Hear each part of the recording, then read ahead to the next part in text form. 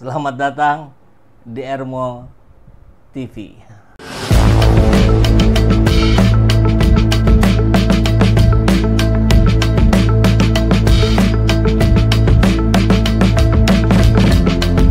Bersama saya, Saiful Zaman, kebaikan yang terorganisir akan selalu mengalahkan kejahatan.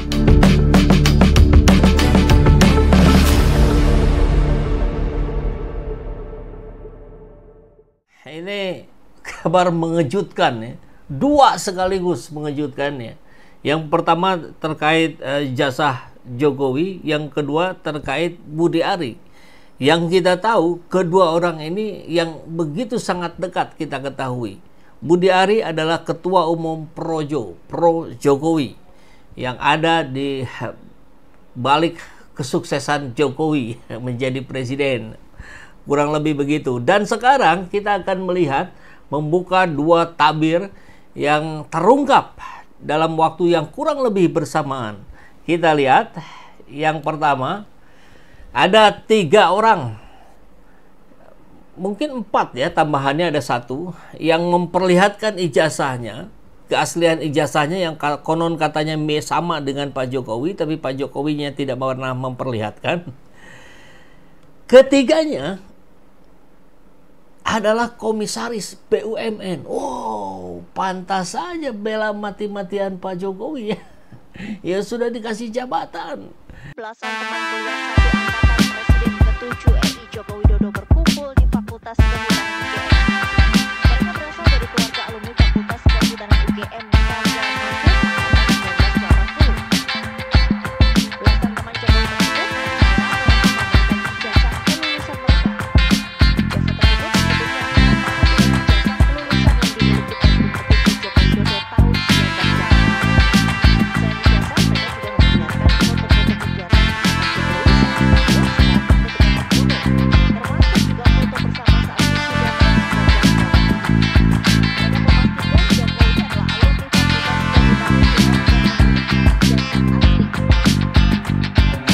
rekan seangkatan kami, yaitu Bapak Insinyur Joko Widodo, keabsahan ijazahnya yang dipersoalkan. Dan perlu saya tekankan, ijazah ini adalah ijazah tanda kelulusan Fakultas Kehutanan UGM, bukan ijazah yang lain.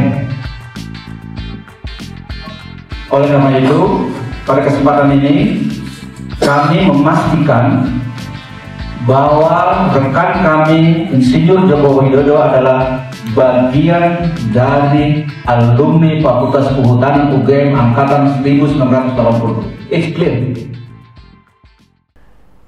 Yang pertama, postingan dari oposisi 8800,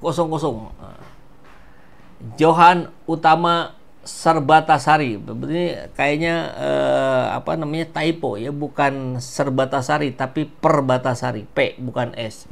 Komisaris PT Inhutani 5, dia menjabat sejak 25 Februari 2022. Lahir di Jakarta tahun 60. Kemudian yang kedua, Frono Jiwo, Komisaris Independen PT Perkebunan Nusantara 14.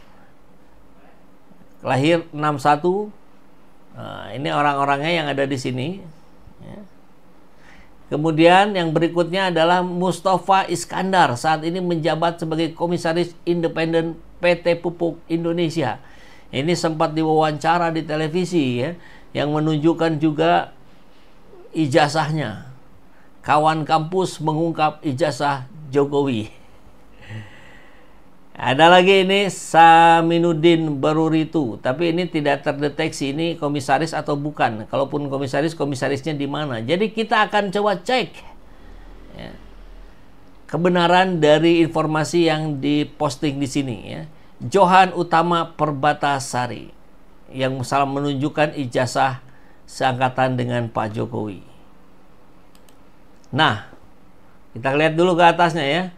Nah, PT Inhutani 5, Dewan Komisaris. Ada nih. Jadi Perbatasari bukan Serbatasari.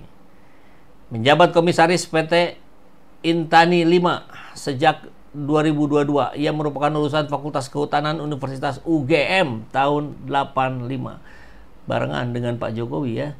Karir sebelumnya sebagai Dirut Jasa Lingkungan dan Hasil Hutan Kayu di Direktorat Jenderal PHPL Kementerian Lingkungan Hidup. Ya, lumayan pindah-pindah tetap dapat jabatan yang bagus. Ini yang pertama, Johan Utama Perbatasari. Yang kedua, cek dulu ke sini ya. Ini kan Johan Utama Perbatasari. Yang kedua, Fronojiwo. Kita cek, benar nggak? Nah, dapat kabarnya, kunjungan Fronojiwo ke unit-unit kebun jelang legal day one. Ini kabar tahun 2023. Jadi, valid ya, informasinya valid karena di sini ada beritanya. Sebagai komisaris independen PT Perkebunan Nusantara Fronojiwo. Kita nggak usah bahas beritanya, orangnya aja kebenaran ini benar gitu ya. Yang ketiga, nah ini nih, Mustafa Iskandar. Kita cek di Pupuk Indonesia BUMN Pupuk Indonesia Our Leadership. Ini di jajaran direksi, kemudian di bawahnya ada jajaran komisaris. Nah, ini Mustafa Iskandar, independen komisioner. Jadi fix juga betul ya. Ini komisaris. Jadi orang-orang yang dapat jabatan komisaris dari Jokowi, kawan-kawan seangkatannya, katanya begitu ya, mendapatkan kecukupan lah. Jadi sekarang ya sedikit timbal balik lah, tunjukkan ya, bantu dong gitu ya, kurang lebih begitu. Nah, tak kalah menarik dalam konteks ijazah juga sekarang mulai bertebaran, bertambah testimoni atau penjelasan dari orang-orang terkait dengan posisi ijazah ini. Menurut Profesor Yusuf Leonard, guru besar USU Universitas Sumatera Utara ya kalau tidak salah. Waktu beliau kuliah mulai tahun 80-an ada aturan tertulis yang juga berlaku di seluruh Indonesia bahwa mahasiswa yang memiliki IPK mungkin maksudnya ya, di bawah 2 otomatis DO. Tidak bisa gitu, tidak bisa lulus lah intinya. Mungkin DO mungkin mengulang gitu. Coba kita cek. Karena begini, kami waktu kuliah tahun 80 itu kan dari pergeseran dari dari Desember ke Juni, Pak. Jadi kami masuk Juni kan. Itu sudah aturan tertulis di seluruh Indonesia bahwa IP di semester 4 itu ada penilaian, Pak. Semester 4 ada penilaian bahwa IP 2,5 ke atas berhak tulis skripsi. Oke. IP 2,5 ke sampai 2 berarti dia berhak tulis makalah. Tidak penelitian kan? Sedangkan IP di bawah 2,0 sesuai pengakuan Jokowi di Tempo 29 Juni 2013 dia DO, Pak. Dia DO. Makanya karena IP dia nggak sampai 2. Iya, nggak sampai 2. Makanya dia otomatis dia DO, tidak mungkin dia. Menurut peraturan yang berlaku pada saat kami kuliah. Waktu mulai tahun 80. Tahun 80. Nah, itu ya. Jadi bagi saya itu DO. Nah, kalau misalnya dia sudah DO, tidak mungkin dia tulis skripsi, Pak. Apalagi kan sekarang kalau kita lihat skripsinya tidak disahkan oleh dekan, Pak. Yang menurut data yang saya dapat dari Rismon itu, yang tanda tangan 1 orang. Padahal kalau kita mau ini kan penguji semua tanda tangan kemudian disahkan oleh dekan kan? Tidak. Nah sekarang bagaimana? Nah, itu buktinya dia tidak mungkin punya ini skripsi, Pak. Bagaimana orang ini IP 2, di bawah 2,0 sesuai pengakuan Jokowi kemudian dia bisa skripsi? Tidak mungkin, Pak. Kemudian sampai ke tingkat Prof dari penulisan makalah, artinya dari 2 ke 2,5 makalah kan, 25 ke atas ini skripsi. Kemudian katanya saya dengar juga itu dalam debatnya Prof dengan Dian Sandi, dia katanya KKN juga. Apa ada KKN juga waktu itu? Enggak, selama ini kan di semua UGM banyak orang kan sudah tanya di mana KKN dia. Kan tidak ada. Kalau Prof? Kalau saya KKN di desa namanya Desa Liliba. Desa Liliba Kabupaten Kupang Tengah, dulu Kabupaten Kupang Tengah.